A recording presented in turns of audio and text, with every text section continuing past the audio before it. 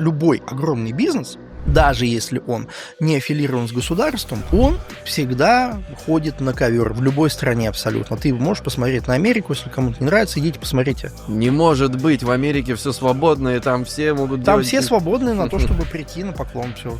Да. Или купить кучу трамп-коинов, прийти на званый ужин к Трампу. Да. На несколько миллиардов долларов тоже можно. Ну, это справедливо, я согласен абсолютно, что правила игры в бизнесе практически... Ну, ты все с какого-то момента отвечаешь своим бизнесом за жизни десятков, иногда сотен тысяч граждан, электората. Просто социально ответственно. Все, приплыли, да, ты обязан уже играть по правилам, то есть у тебя там будет жить постоянно налоговая, ты работаешь с госбанками, ты работаешь с проверяющими органами и так далее и тому подобное. Поэтому интеграция чем дальше, тем больше. Это нормально, всегда так было.